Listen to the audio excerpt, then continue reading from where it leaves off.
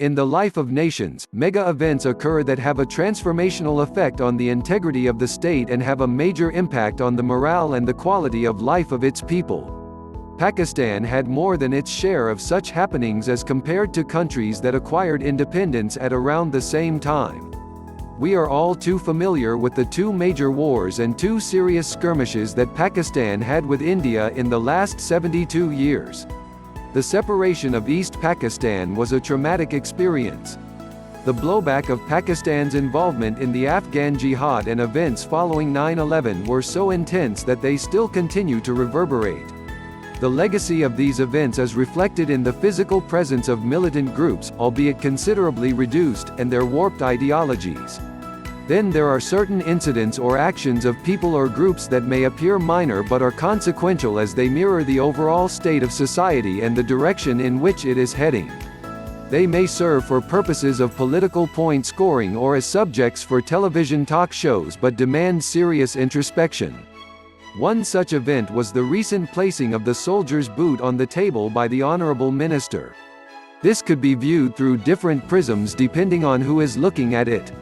It could be considered a single incident that spoke voluminously of the overall decadence of our society, the quality of leadership, the criteria by which political parties appoint ministers, their lopsided priorities and indulgence in frivolous discourse mixed with rancid humor.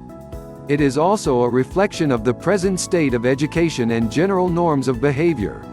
Furthermore, what was sad was that the minister apparently was showing his support and loyalty to the military.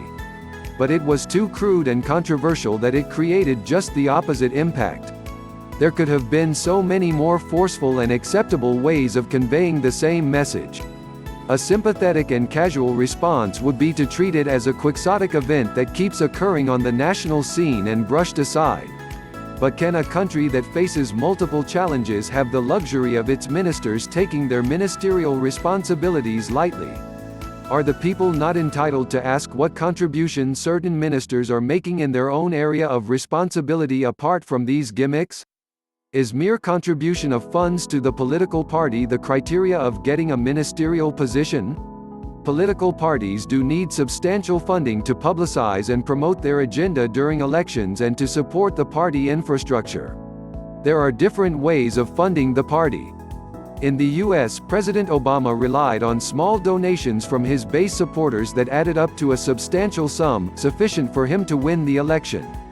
In this way, the need to be obligated to moneyed politicians on the sole criteria of their wealth is not necessary.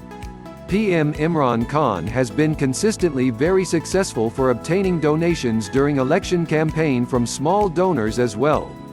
Hence, the role and influence of moneyed politicians should be based primarily on their political standing and personal attributes.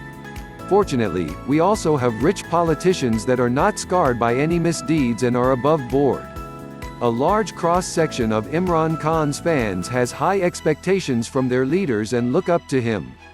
They are highly disillusioned when they witness inappropriate behavior of government ministers and parliamentarians.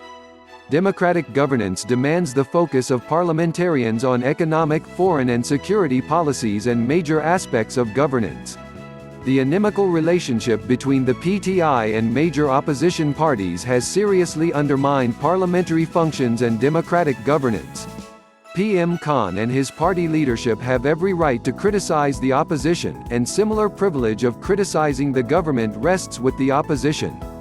But the criticism by government leaders is mostly centered on the person that degrades politics and the system as a whole in the eyes of public. The present model in which the government is sharing political power with the military, rather than preferring to work with the opposition and keeping parliament ineffectual, is certainly not in country's interest. As the situation stands, there is hardly any hope of change in the power configuration in the near future. This has been a loss of face for the PTI government that had raised high national expectations when it got into power. Compounding the problem are the spiraling prices due to increasing inflationary pressures that are hitting the citizenry. PM's repeated assertions that better days are round the corner do not appease the public. As the PTI government is floundering, political allies are coming up with fresh demands and threatening to desert the coalition. Where would this lead to, and what plan does the PTI leadership have to arrest this wave of unrest and pockets of dissent within the party? If political uncertainty drags on, it would be even more difficult to revive the economy, creating greater hardship on the people. When governance has been weak and there is political uncertainty, historically the military and civil bureaucracy had assumed a major role. Already we are witnessing this growing trend both at the provincial and federal level. Will this help in arresting the downward trend is a big question mark. There is a danger that India would take advantage of Pakistan's vulnerabilities and further intensify military and political pressure. They have already stepped up pressure on the LOC, and PM Imran Khan has been repeatedly warning of an imminent major attack from their side. PM Modi apparently believes that the best way to bleed Pakistan's economy is to pursue a highly aggressive policy towards it.